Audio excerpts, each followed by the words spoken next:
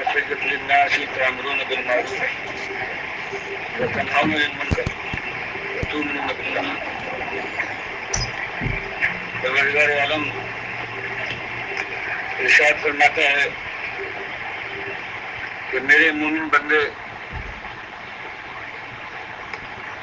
جو آج اس دنیا میں آخری نبی صلی اللہ علیہ وسلم کے ماننے والے ہیں، یہ اس لیے برپا کیے گئے ہیں کہ جو اللہ تعالیٰ کی مرضی ہے اس کے پورے ہونے کے لیے لوگوں کو اس کی طرف بلائیں، نیکی کا حکم دیں اور برائی سے روکیں۔ مالک ارشاد فرماتا ہے صحابہ کرام کو خطاب کر کے کہ اللہ کی رحمت سے اب تمہارا عالم یہ ہو گیا ہے کہ تم صحیح ڈگر پر لگے ہو۔ اب تمہارا حال یہ ہے کہ تم نیکی کے پرچارک ہو، برائی سے منع کرتے ہو، اور وَتُؤْمِنُونَ بِاللَّهِ، اور تمہارا عالم یہ ہے کہ ایسے مخلص ہو، پرخلوص ہو کہ تم اللہ پر صحیح معنوں میں ایمان لانے والے ہو۔ مالک کی بندگی کے اوپر تمہارا دل بالکل ٹک گیا ہے۔ یہ تین صفات مالک نے بیان فرمائی ہیں اپنے ان بندوں کی جن کو پروردگار عالم اپنا بندہ کہتا ہے، پروردگار ان کے اوپر رحمت کے ساتھ متوجہ ہوتا ہے۔ عمر رضی اللہ تعالیٰ عنہ کا کہنا یہ تھا کہ اللہ نے تمہاری جو صفات بیان کی ہے وہ اس لیے ہے کہ تم میں دراصل وہ چیزیں پائی جاتی ہیں جو اللہ کو محبوب ہیں اور مطلوب ہیں، اور اس وقت تک تم خیر امت بنے رہو گے جب تک تمہارے اندر یہ تینوں چیزیں ہیں کہ تم صحیح معنوں میں اللہ پر ایمان لانے والے ہوگے، اور اس کے بعد ایمان تمہارے قلب و جگر میں اس طرح سے پیوست ہو گیا ہوگا کہ تم اس ایمان کی تبلیغ، اس کی پرچار کے لیے اپنی جان لگاؤ اور اپنے مالک کی کوئی نافرمانی کہیں دیکھو گے، تمہارا دل بیکار ہو جائے گا اور کوشش تمہاری یہ ہوگی کسی طرح سے اللہ کی نافرمانی کو نہ ہونا چاہیے۔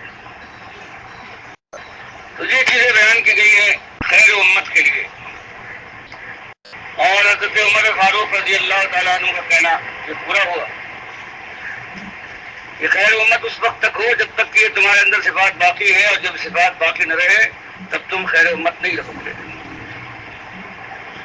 اور آج آپ دیکھتے ہیں یہ پوری امت مسلمہ کے نام سے جو ایک امت پھیلی ہوئی ہے، جو سمندر کی موجوں کی طرح سے موجیں مارتی ہے، ریزداروں میں رات کی طرح سے اس کی تعداد ہے، آسمان کے ستاروں کا مقابلہ کرتی ہے اپنی گنتی، لیکن پہلی چیز جو ایمان ہے، ایمان سے تیز دامن ہو گئی ہے جو صدیاں گزری ہیں اس سے پہلے، اور آج اس کے ساتھ اور اس کے سامنے اگر کوئی بات آ جاتی ہے جو صاف اور صحیح ایمان کے خلاف ہے تو اس کے کان پر کیوں تنگی گئی؟ آپ ہر طرف ایک طوفان دیکھتے ہیں کفر شرک کا، اللہ کے گھر کے مقابلہ ہے، اللہ کے ذات و صفات میں شہید ٹھہرائے جاتے ہیں۔ اللہ نے حج کا ایک سال میں ایک دن مقرر کیا ہے، اب آپ دیکھتے ہیں کہ معبودان باطل کا ایک دن ہے اس کے نام سے، آپ دیکھتے ہیں کہ اللہ کے گھر کے اوپر پردہ پڑا ہوا ہے،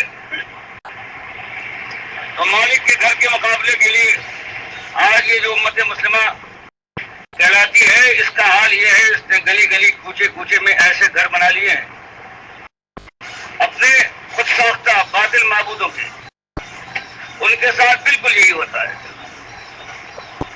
ان کے یہاں چادر ڈالی جاتی ہے چادر چڑھاتی.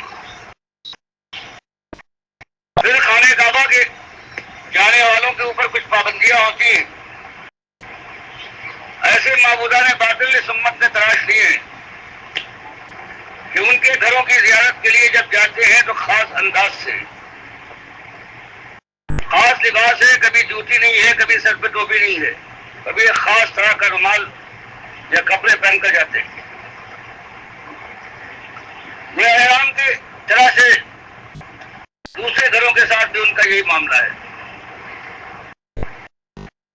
اور پھر نعرے لگاتے جاتے ہیں تلبیہ کی طرح سے. لبیک اللہم لبیک کہنے والا ایک مسلمان جاتا ہے اور آج آپ دیکھتے ہیں کہ یہاں ان گھروں کے لیے ہے جو اللہ کے مقابل بنائے گئے ہیں، اور جو آج مسلمان امت کے بیشتر لوگوں کے دلوں میں اللہ سے زیادہ وقار رکھنے والے ہیں. ان کے بھی نعرے ہیں، کہیں آپ دیکھتے ہیں حق حق باہو حق باہو جا رہے ہیں.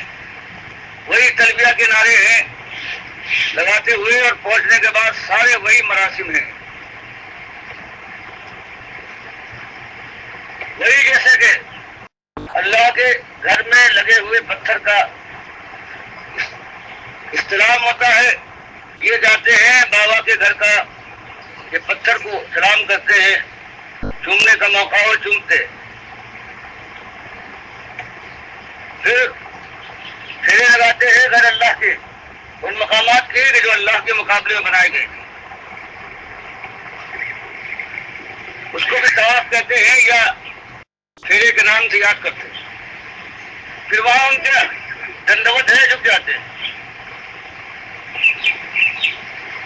جیسے اللہ کے گھر کے سامنے لوگ سجدہ ریز ہوتے ہیں. پھر چمٹ جاتے ہیں بابا کی ڈیوری سے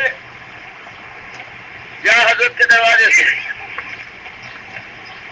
بالکل ملتزم کی طرح سے، جو پروردگار نے بالکل کفایت کر دی تھی مومن کے لیے کہ سب کچھ اس گھر میں ہے. جو تمہارے دل میں معبود کے ساتھ کوئی شوق اور ذوق پیدا ہو تو اس کے بعد بندگی ساری کی ساری بندگی یہی ختم کر دی. کوئی اور گھر کوئی اور گھر نہیں ہے. اس کے بعد زمزم کے مقابلے میں پرساد لاتے ہیں. کہیں مالدار نمک کہتے ہیں کسی کو، کہیں سے لاتے ہیں اگر کی بچی کا چراغ لاتے ہیں. کسی کے یہاں چوریاں ہیں،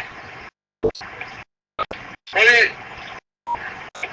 داتا دربار کے نام سے پکارتے ہیں اس کو کہ یہ وہاں کی تبرک ہے. اور ساری آپ اندازہ لگائے بالکل اللہ کے ساتھ، اور اللہ کی بندگی کا چربہ اتارا ہے انہوں نے، اور اس پہ وہ ذوق و شوق ہے، وہ زور و شور ہے کہ جس کی انتہا نہیں ہے. اور کوئی زبان ایسی نہیں ہے ہمارے علماء کی جو اس کو ٹوکے اور کہے کہ اللہ کے بندوں کیا ظلم کر رہے ہیں مالک کے ساتھ. ما لکم لا ترجون للہ وقارا، تمہیں کیا ہو گیا ہے؟ تمہاری نگاہ میں ہر ایک کا وقار ہے، اگر وقار نہیں ہے تو صرف ایک مالک کا وقار نہیں. اپنے قوم کے سب سے بڑے طاقتور شخص کو دیکھ لے، وہ بھی یہی کرتا ہے کہ اللہ کے بجائے غیر اللہ کے گھروں پر چادریں ہیں، وہاں حاضریاں ہیں، وہاں دعائیں ہیں، منتیں ہیں. وہ اس کا پورا خاندان ہے ہر شخص کے. اب تو ایسا ہوتا ہے کہ راتوں کو بغیر حفاظتی پہرے کے گویا دل کے اندر گویا وہ لگاؤ ہے، یہ دکھانا نہیں بلکہ لگاؤ ہے، خاص طور سے دل وابستہ ہے غیر اللہ کے ساتھ. مفتیان کرام ہے، وہی بیٹھ کر اس کو ایسی جگہ سمجھ کر کہ یہاں اللہ تعالیٰ زیادہ خوش ہوتا ہے، یا اگر بابا دادا خوش نہیں ہوتے، مفتی ہیں عالم ہیں یہ نہ کہتے ہوں تو یہ خیال ہے ان کو کہ بہرحال یہاں سنتا ہے. تو امت کے اندر اس طرح سے شرک اس طرح سے اتر گیا ہے کہ رگو ریشے میں آپ جہاں دیکھیں ہر جگہ یہی ایک معاملہ ہے کہ ہر جگہ شرک ہی شرک ہے. اور کوئی زبان وہ کسی مسلک کی زبان ہو، وہ مصالحت کرنا چاہتی ہے، مداحرت کرنا چاہتی ہے اور ساتھ دیتی ہے۔ اگر ان سے کوئی بات کہی جائے، درخواست کی جائے کہ آپ کے اوپر ذمہ داری ہے، اللہ کے لیے اٹھیے، یہ قوم کو ہوشیار کیجیے، کچھ نہیں کر سکتے ہیں، تو بہرحال اس کو آواز اٹھائیے، نہیں تو یہ موقع نہیں ہے اختلاف پیدا ہو جائے۔ ان حالات کے اندر اور آپ کو یہ معلوم ہے کہ پروردگار عالم ایک ہی بات بیان فرماتا ہے کہ میں شرک کو معاف نہیں کروں گا، اور شرک کے علاوہ ساری باتیں بڑا سے بڑا گناہ ہے، یہاں تک کہ زمین بھر دینے کے لیے کوئی شخص گناہ کرے ساری زمین بھر جائے۔ مالک فرماتا ہے، حدیث قدسی میں آتا ہے مسلم کی، کہ من لقینی بقراب الارض خطیۃ لا یشرک بی شیئا لقیتہ بمثلھا مغفرہ۔ ایک شخص سے پوری زمین اس نے بھر دی ہے گناہوں سے، لیکن جب مالک کے پاس آیا ہے تو مشرک بن کر دیا ہے۔ مالک فرماتا ہے کہ ساری خطاؤں کو معاف۔ معاذ ابن جبل کی ایک روایت ہے، نبی صاحب نے پوچھا کیا معاذ؟ کہتے ہیں لبیک والسعدیک، بار بار 3 بار کہنے کے بعد پھر پوچھتے ہیں معاذ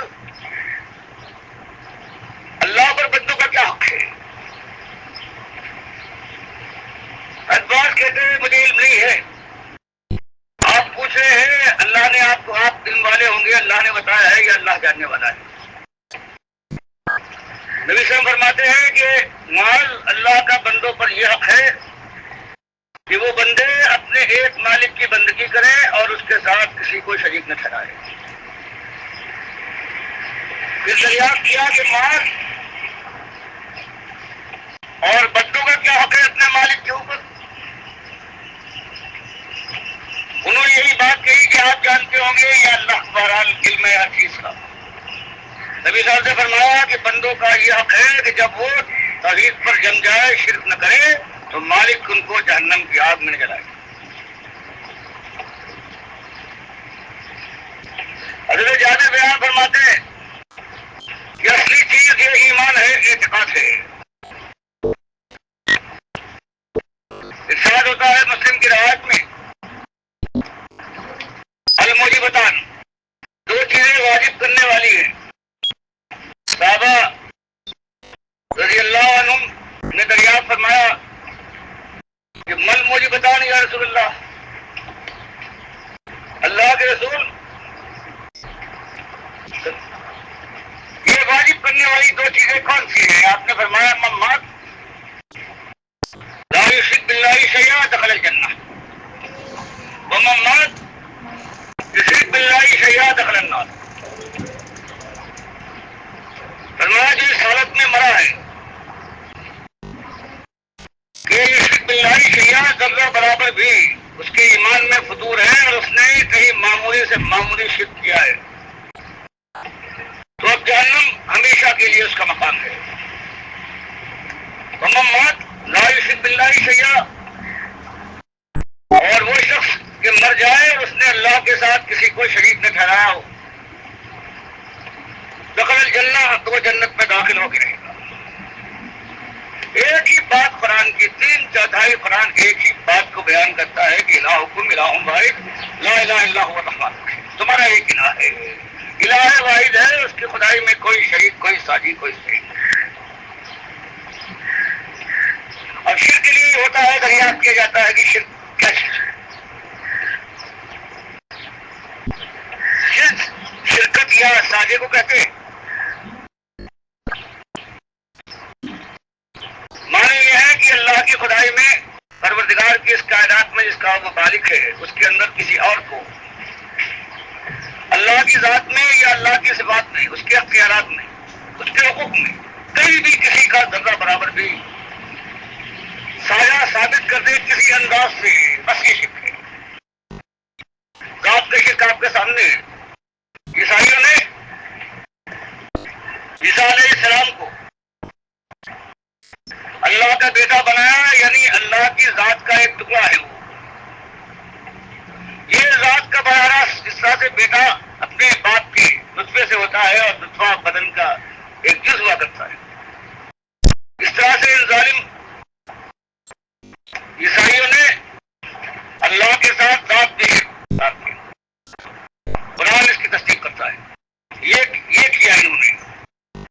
عزیر علیہ السلام کو یہودیوں نے بنایا یہ اللہ کے بیٹے. ابھی جو آخری کتاب کے ماننے والے ہیں یہ سب سے آگے تھے. ان کی قوم ہیں جیسے کہ احمد سرندی ہیں, مجدد الثانی کہلاتے ہیں. یہ اپنی مکتوبات میں لکھتے ہیں کہ اللہ کے نور کا ایک ٹکڑا ہے کاٹ کے اللہ کی ذات سے الگ کیا گیا ہے, اور اس سے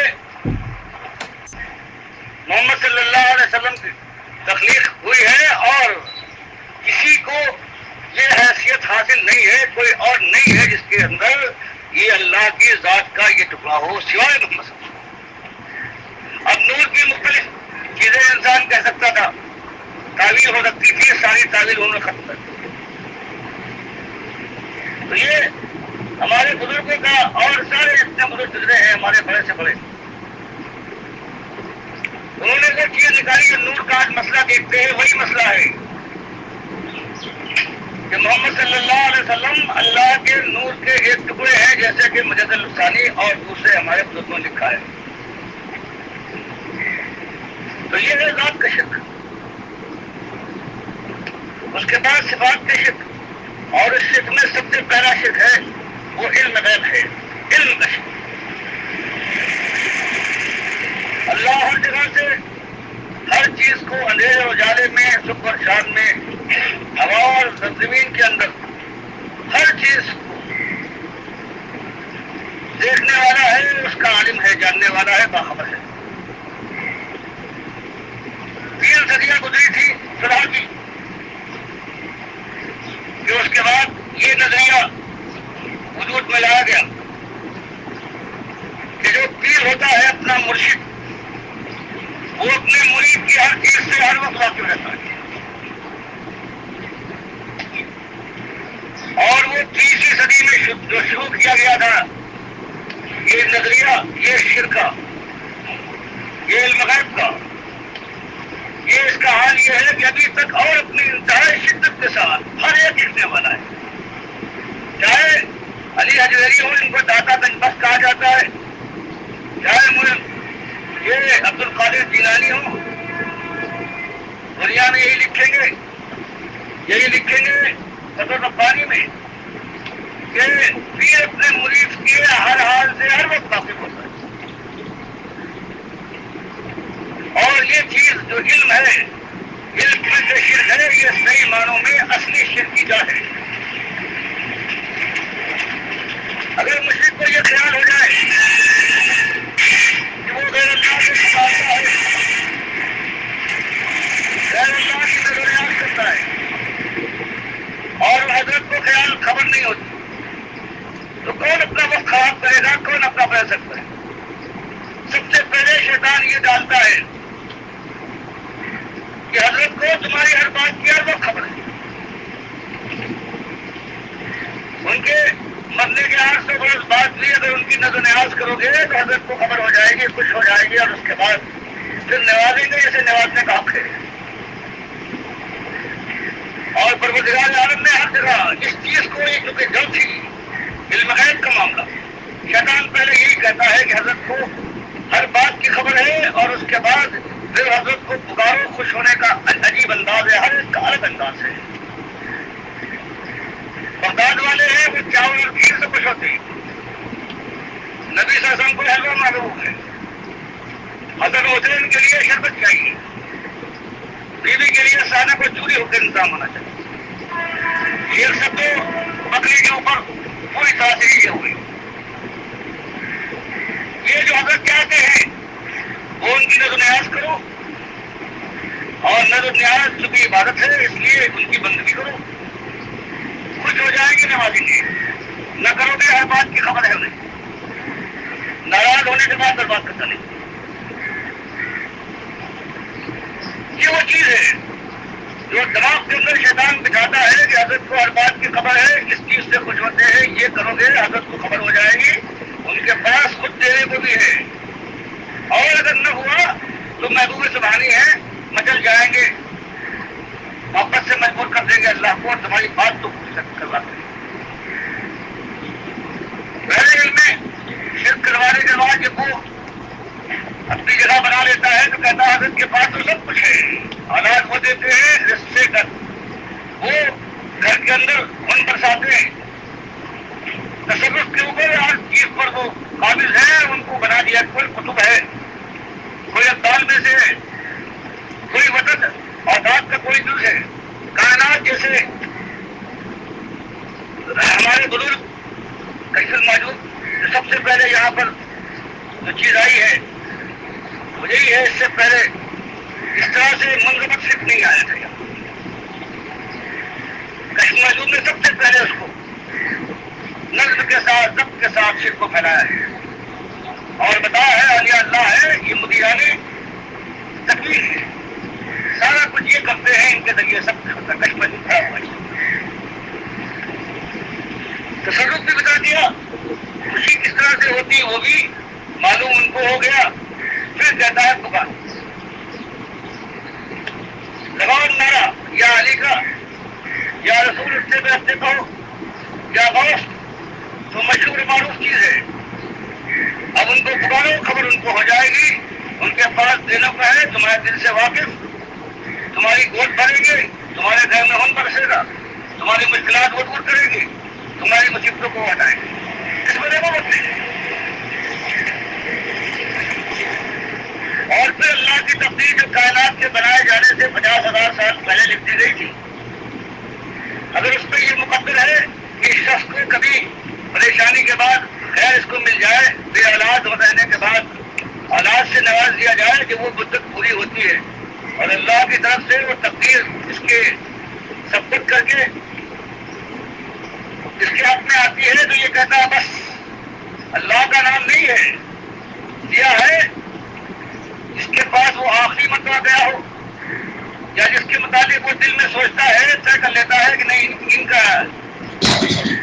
ان کا احسان ہے، وہ دینے والا کیا دیتا ہے، انہوں نے زبردستی دلوایا ہے، پھر اس کی اولاد ہے جو اسی کے نام پر یہ پیر بخش ہے، یہ رسول بخش ہے، اور اگر کوئی اور مال ہوتا ہے تو اس مال میں سے حصہ نکالتا ہے کہ اتنا اس نے دیا ہے، کسی بغداد والے نے دیا ہے یا اجمیر والے نے یا لاہور والے نے یا یہ پٹن میں جو رہتا ہے اس نے دیا ہے، اس کا یہ حق ہے، اب نظر ہو رہی ہے، نیاز ہو رہی ہے، جانوروں میں 11 مرغیاں اگر ہو جائیں گی تو ایک حضرت کے نام پر، اس طرح سے کھیتی میں بھی حضرت کا حق ہے، کار بھی ہو گئی، اور اس طرح سے نظر و نیاز بھی سامنے آ گئی، پھر ان کے نام کے اوپر نظر کیا گیا کوئی بکرا کوئی گائے، کھیتی کا کوئی حصہ کہ یہ حضرت کا ہے، اور حضرت کے نام پر جو چیز چھوڑی گئی اس کے لیے یہ کہیں منہ مارتی پھرے، جس کو ہٹانا نہیں ہے، ہٹانا نہیں ہے، اب اس پر سوال نہیں ہوتا، یہ حضرت کے نام کی چھوڑی ہوئی گائے ہے، اس کا دودھ نہیں پی سکتا، سارے اللہ کی حدیث کا معاملہ تھا، بالکل وہی ہے، حضرت کے مزار کے پاس جو درخت لگے ہیں ان کو کاٹا نہیں جا سکتا، ان کا پھل گر جائے تو کھا لو لیکن توڑ کر نہیں کھا، بالکل وہی حرام ہے ان کا، اور اس سے سخت بھی حرام ہے، اور لوگ ایسا اعتماد کرتے ہیں اس کے اوپر کہ کوئی چوری کا مال قیمتی سے قیمتی ہو یا کہیں جانا ہو اور کوئی امین نہ ملے تو بابا کے قبر کے پاس جا کر چھوڑ جاتے ہیں کہ بابا کے قبر کے پاس کسی کی ہمت نہیں ہے ہماری چوری کرے اور اس کو نہیں جاتے،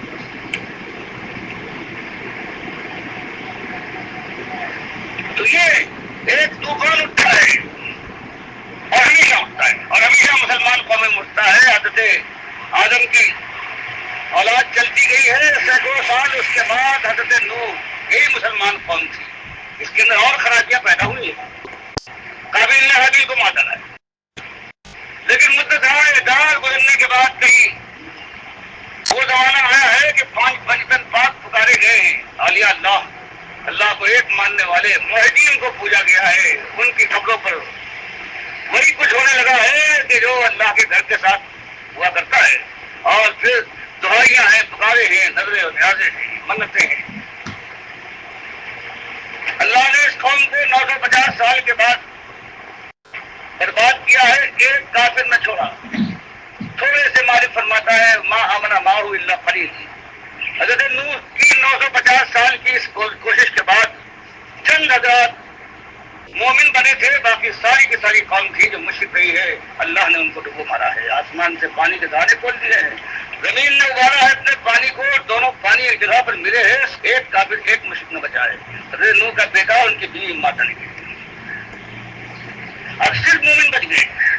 شرک یہ پاداش ہے، پہلی قوم ماری گئی ہے وہ حضرت نوح کی مشرک قوم. اور یہ اللہ کو پکارتے تھے، ان کی قبریں تھے، ان کے آستانے تھے، ان کے فوٹو تھے. اب صرف مومن بچے ہیں، یہ پھیل گئے ہیں، یہی جا کر یہی مومنوں کی اولاد، اور یہ ہے جو قوم عاد بنے آقاف کے مقام پر یمن کی شمال میں. اور مالک ان کے لیے فرماتا ہے لم یخلق مثلھا فی البلاد. یہ ایسے طاقتور زوراور تھے کہ کائنات میں ایسے لوگ پیدا نہیں کیے گئے. لیکن جب انہوں نے وہی ایک بات شروع کی، خالص مسلمانوں کی اولاد، پورے ان کے باپ دادا خالص مومن تھے، ایک کافر نہیں تھا، کہ وہ ہے جو حضرت نوح کی قوم کی بربادی کے بعد جو مومن رہے تھے ان کی اولاد. زمانہ گزرا ہے، شیطان نے یہی ان کے دل میں ڈالا ہے. آخر میں پروردگار نے اپنے نبی حود علیہ السلام کو بھیجا ہے، اور ان کی تبلیغ اور تلقین کے بعد ایک ہی بات تھی، یا قوم اعبدوا اللہ ما لکم من الہ غیرہ. ایک اصلی مسئلہ ہے، ایک روح ہے ساری مسائل کہ میری قوم ایک بیماری تمہیں چمٹ گئی ہے، جان لیوا ثابت ہوگی، اور بچنا چاہتے ہو اس بربادی سے تو میری قوم تمہارا ایک الہ ہے، ایک معبود ہے، اس کی بندگی کرو، اور جتنے معبودان باطل ہیں ان سے کیا چھوڑا. اور یہ نہ سوچو کہ زندگی گزر گئی اب کیا ہوگا. فرمایا یا قوم استغفروا ربکم ثم توبوا الیہ. میری قوم وقت نہیں گزرا ہے، استغفار و توبہ کے لیے وقت گزرتا نہیں ہے. اور دنیا کے لیے لوگ تم بھی شرک کر رہے ہو. ہمیشہ لوگوں نے دنیا کے لیے شرک کیا ہے، کسی نے آخرت کی خوبی کے لیے شرک نہیں کیا ہے. تو حضرت حود علیہ السلام نے کہا کہ دنیا بھی تمہیں ملے گی. یا قوم استغفروا ربکم، اے میری قوم اللہ سے معافی مانگو، ثم توبوا الیہ، اور اس کی طرف پلٹ آؤ. یرسل السماء علیکم مدرارا. تو مالک تم دنیا کا چاہتے ہو غیر اللہ کے داستانوں پر جا کر، وہاں تو ہریا دیتے ہو، وہاں ماتھے گھستے ہو، وہاں تمہارا رونا دھونا اور پکارے ہیں. یہ کام کر لو. یرسل السماء علیکم مدرارا، مالک تمہارے اوپر آسمان سے نعمتوں کے دھارے پا دے گا. وَيَزِدْكُمْ قُوَّةً إِلَىٰ قُوَّتِكُمْ. آج اتنی بڑی قوت ہے تمہاری کہ دنیا میں تمہارے ایسے زور و قوت والے کبھی پیدا نہیں ہوئے ہیں. تمہاری قوت میں مالک اور اضافہ کرے گا. وَلَا تَتَوَلَّوْا مُجْرِمِينَ. دیکھو ایک بات ہے، میری دعوت کو رد نہ کرنا، توحید کی اس پکار کے اوپر لبیک کہنا، ورنہ اس کے بعد پھر تمہاری خیر نہیں. سمجھانے بجانے کے بعد جب وہ نہیں مانے ہیں تو 8 دن اور 7 راتیں ایسی ہوا مالک نے بھیجی ہے. وَتَرَى الْقَوْمَ فِيهَا سَرَاعَ كَأَنَّهُمْ أَعْجَازُ نَخْلٍ خَاوِيَةٍ فَهَلْ تَرَىٰ لَهُم مِّن بَاقِيَةٍ. ایسی ہوا بھیجی ہے کہ سب جتنے مشرک تھے سب کھوکھلے تنوں کی طرح سے، کھجور کے کھوکھلے تنے ہوتے پھسڑے ہوئے پڑے. ایک مالک هَلْ تَرَىٰ لَهُم مِّن بَاقِيَةٍ. مالک فرماتا ہے ایک مشرک کو ہم نے نہیں چھوڑا. جو مومن بچے تھے اس ماحول سے گھبرا کر ماحول چھوڑ دیا انہوں نے. یمن کے شمال میں تھے، وہاں سے نقل مکانی کر کے ہند کے مقام پر پہنچے، وادی قرا اور شام کے درمیان جو وادی ہے،